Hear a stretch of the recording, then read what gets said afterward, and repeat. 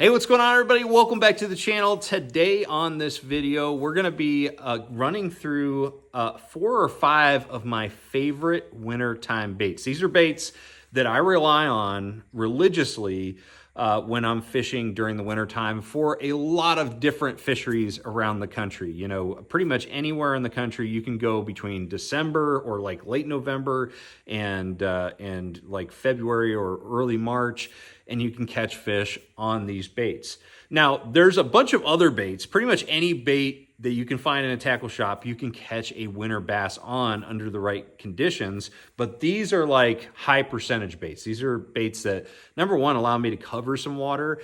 They allow me to imitate the forage species that and how they're acting during the wintertime, and just overall get, you know, the bites from inactive and active fish. These are just some really well used and highly proven baits and techniques for wintertime. And once we dive into these, I just want to remind everybody that I've got the Tackle Warehouse affiliate links for all the products that I'm talking about today, as well as the tackle that I'm going to be using with each category. And I'm also going to throw in some of my favorite colors. So all that's in the description below.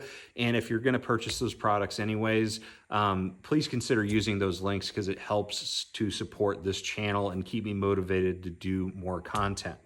So anyways, let's dive right into it. The first bait is one of my absolute favorite wintertime and cold water baits from when I really started getting hard into bass fishing during my high school years in Northern California. You know, we had lakes like Oroville and Shasta, Clearwater lakes, where during the wintertime, you wanted something that really imitated those stunned or dying bait fish that you'd get after, you know, some real cold fronts, okay? And that's something that threadfin shad are really susceptible to, you know, dying off and getting stunned and things like that during the wintertime. So that's something that holds true really all across the country. But that category of baits that we're talking about is a suspending jerkbait. This is about as good as it gets for wintertime fishing and also for covering a lot of water. And the reasons why it's so good is, number one, it's got a real erratic action. You can really, you know, change up the action too. You can move it as fast or as slow as you want. And another reason why it's so good is because it suspends. You know, most of these jerk baits nowadays, they either have a neutral buoyancy, so they just, when they pause, they just sit there, or some of the newer ones that are really good have a slight fall to them. They'll slightly fall. Now, you generally don't want a jerk bait that rises during the wintertime, but you know, a one that just sits there or one that falls very slowly, those are very good. Another reason why it's so effective, we already kind of touched on it, is the fact that it imitates those shad or those bait fish that are maybe dying off. You know, they're getting stunned because of the cold water. And if you watch a natural shad in that type of scenario, it'll kind of like move a little bit and then just sit there, maybe sink a little bit or just hover there, and it'll kind of roll on its side.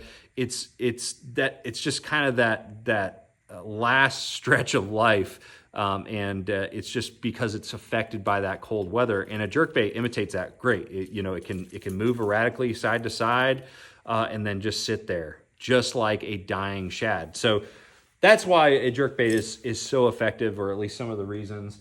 And, you know, when I first started fishing jerkbaits back in Northern California, there was really only a couple really fine-tuned suspending jerkbaits that were very effective. You know, like the Lucky Craft Pointer series was really good. That was like the deal back in those days.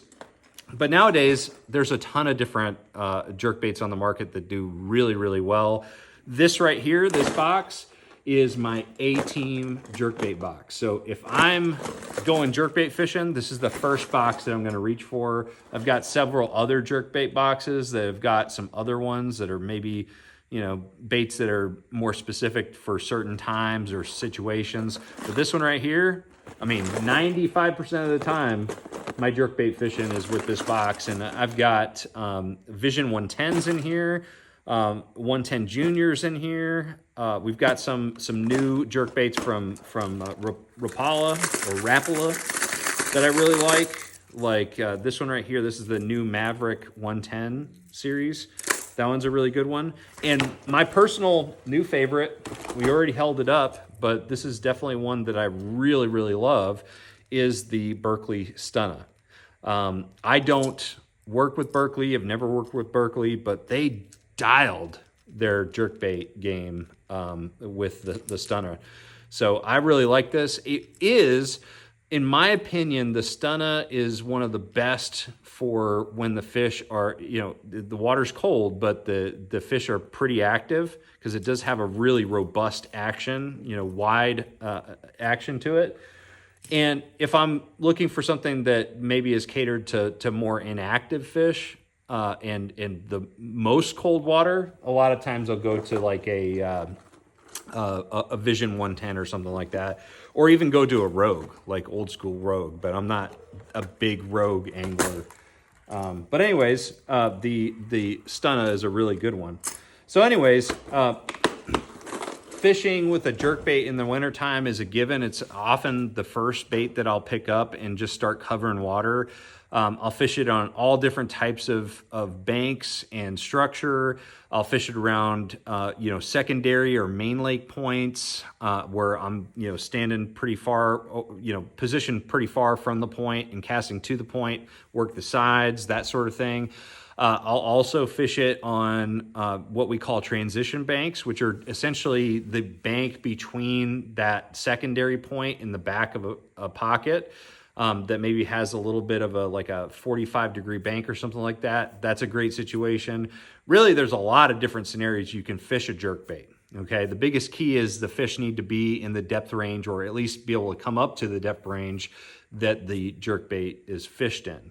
On Chickamauga, I like to really fish. There's some like bluff banks that I really love to fish when the current's running with a jerkbait. So you know, there's really, the opportunities are endless. So again, the different colors I like, the different baits that I like, those will all be in the description along with the tackle that I use with the jerkbait. But the jerkbait is the first one that I really like to lean on if I have good water clarity. If it's really muddy, it's not as effective of a tool. It'll still work sometimes, but it's more of a clear water bait. The next bait that I want to show you is another proven wintertime bait that is a little bit better in dirtier water conditions. So stained to muddy water, and is also really good on lakes that still have a lot of grass. And that is a lipless crankbait.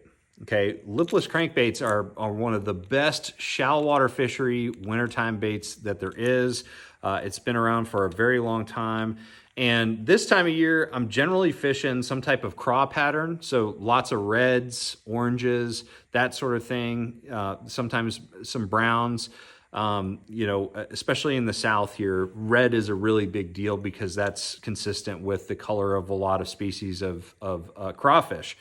And especially if I'm fishing around grass, you know, I want to be fishing that red crawfish pattern. And, you know, we're going to be going to Sam Rayburn pretty soon here. Lipless crankbait is well known as one of the best traditional techniques to catch fish on a lake like Rayburn with a lot of grass, even during the wintertime. Chickamauga lipless crankbaits are great. You know, if you're going to a place like Dale Hollow or other highland reservoirs that are deep and clear, have very steep banks, this is not going to be one of your primary baits to attack that type of fishery. But if most of your fishing is done in 15 foot or less, you're probably looking at a lipless crankbait doing pretty well. Again, just like the jerkbaits, there's a bunch of different lipless crankbaits that I actually like. But I would say it's way more diverse in the amount of different models and brands that I actually rely on. So this is my A lipless crankbait box in crawfish patterns. And as you can see here, we've got everything from cheap, tackle cheap like off-brand lipless crankbaits to like really nice 6 cents crankbaits and like Jackal, Strike King, all that stuff. The great thing in Booyahs, the great thing about lipless crankbaits is that it's such a simple design that there's a lot of companies that do it well, but every single crankbait is going to be a little bit different, from the sound to the action to the way that it falls. All of them do something a little bit different. That's why I have a bunch of them. And I swap between different lipless crankbaits like you would not believe. Like, I will go through 20 different lipless crankbaits on a tough day to figure out what specific bait a bass will want. Nowadays, as I get older, I try to keep things more simple, but in the past, I've been known to do that. What I will say about a lipless crankbait, I'll take one out here, I don't know why I put them all away, is the great thing about them is that they sink. So that makes them very versatile this time of year. You can fish it with a straight retrieve, where you're just casting it out and then bringing it back, trying to make contact with grass. Or one thing that's really important this time of year is more of a stop and go or yo-yo retrieve to get reaction strikes from bass. That is another really killer way to catch fish on lipless crankbaits this time of year. In fact, one of the best ways on Lake Chickamauga is actually to cast them out and rip them off the bottom. So yo-yo them off the bottom, off a structure, and through the remaining grass that's on this fishery. So so utilizing a more yo-yo style technique is really, really popular. And another bait that I want to talk about in this video that I'm not a super big expert on because I don't fish it as much, and it's it kind of overlaps in a lot of the situations that you'd throw a lipless crankbait and it looks very similar, is a blade bait. A blade bait, very, very similar. You've got the same, connection point, so the same line tie location, and pretty much the same shape. So it has the same type of tight wobble to it. You can fish it the same way. You can fish it on a straight retrieve. You can yo-yo it. You can rip it real fast off the bottom. You can stop and go. There's a lot of things that you can do with this, but obviously much more silent, doesn't have any rattles, and it's just that one solid piece of metal. And so a blade bait is something that a lot of people will use instead of a lipless crankbait. I think it's a little bit more subtle as far as the sound profile. But most of the time, I think when guys are fishing the blade bait, they're fishing for bass that are primarily eating shad, because that's kind of the patterns that they come in most of the time. But this is another bait that I have to throw into this category, because a blade bait like a Silver Buddy or whatever this is, I don't even know what brand this is, to be honest. Blade baits like this, like they have been around for forever, and they work very, very well during the wintertime, especially if you're just letting it sit on the bottom, ripping it off the bottom, that sort of thing. So both of these categories of baits, again, very similar, but they are absolute killers during the wintertime. All right, so the next category of bait is another one that I consider a bait that you want to throw on a grass fishery especially, and one that is very versatile. You can yo-yo it, you can straight retrieve it, you can stop and go, all those things, is a chatterbait. A chatterbait is my favorite category of bait. Just absolutely all year round, I catch fish on a chatterbait. It's my biggest confidence lure, and during the wintertime, just as with the lipless crankbait, we're going to be primarily using crawfish patterns. Once you start getting into like the new year and things like that, January, February, that's a good time period to switch over to like reds and oranges and things like that. Fire craw, especially in the south here. But a chatterbait is just really good. And I love to fish a chatterbait when it's really stained, really, dirty water. Obviously muddy water in cold conditions is not the best. But if you are presented with dirtier, low visibility conditions and you have grass, a chatterbait is just one of the best that you can possibly, one of the best baits you can possibly fish. So I will fish the crawfish patterns most of the time. You know, if we're talking about, if you're watching this like next December or something like that, if you're looking for something that imitates shad, a chatterbait does that very well too. So like early wintertime pattern, I'll primarily fish a shad pattern, you know, chatterbait. And then again, once we get into like January, February, March time period, that's when I start fishing pretty much exclusively the crawfish patterns. But chatterbaits, the Z-Man Chatterbait Elite Evo is a really good one. The new Tungsten Evo is awesome. Of course, the Jackhammer, really all the chatterbaits are great. Every single one does something a little bit different. The one thing I will say about the Chatterbait Elite Evo, the tungsten version, is the fact that because the head is smaller and you have less water resistance, I feel like that Tungsten Evo, the 3/8 ounce version, you can slow roll it, and you know you're getting the right speed out of it, but it's also digging down a little bit deeper, which I think is really super beneficial during the winter time overall. Is to get something that you can maintain at the right depth while keeping it at the right speed too. Because, and the reason why I'm saying that is if you took just a traditional lead-headed version of a chatterbait, the 3/8 ounce version really does not want to dig down very deep at all, because it has so much you know, water resistance as it's moving that it really pulls up to the surface. But the tungsten version, there's a lot of times where I'll fish the tungsten version in colder water conditions where maybe it's like 5 foot, and I can actually get that thing down to like that 4 or 5 foot range by slow rolling it, when I can't do that with the 3/8 ounce version of the lead head. So anyway, it's just something to think about if you're looking to you know, slow your retrieve and also get down a little bit deeper. Consider using the tungsten version overall.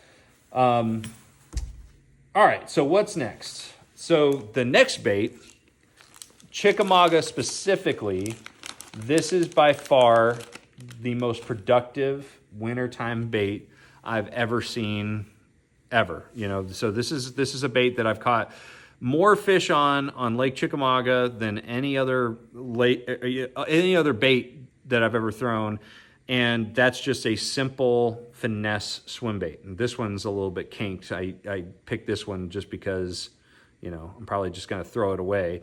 But I wanted to demonstrate the hook that I've started using this year on this bait. Essentially, it's the Core Tackle Tush. Okay, this is the new Finesse Tush swim bait hook. And I really like this one because on Chick, you know, a traditional jig head is great. It works great, but I have to trim down the bait a little bit to compensate for that extra length that the jig head gives you, because the fish are super focused on smaller bait fish. But with the Tush, I don't need to trim it down at all. Essentially, I'm just rigging this sucker like this, and it'll become an internally weighted swim bait. It's a little bit harder. It's quite a bit harder, honestly, with Elastec. The biggest principle to keep in mind when you're rigging like the Tush or something like that is to pull the nose as opposed to pushing from the back. And as you can see there, that is perfectly rigged with the Tush. So now it's internally weighted. It has a much more pronounced roll to it.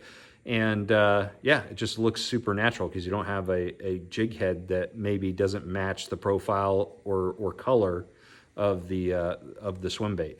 But in general, a little swim bait like this is the Z-Man Minnows. I've done dozens of videos on this bait because it is by far my favorite wintertime bait on this lake. Just fishing this around the shallows, around grass, you know, any time where I think that there's bass still schooling on bait fish that are up shallow, I'm going to be throwing this bait around. Very simple, just spinning gear, 10-pound test, and just chunking and winding, just casting out there, rod tip high, and just kind of, you know, popping the rod tip every once in a while, but just a straight retrieve works great.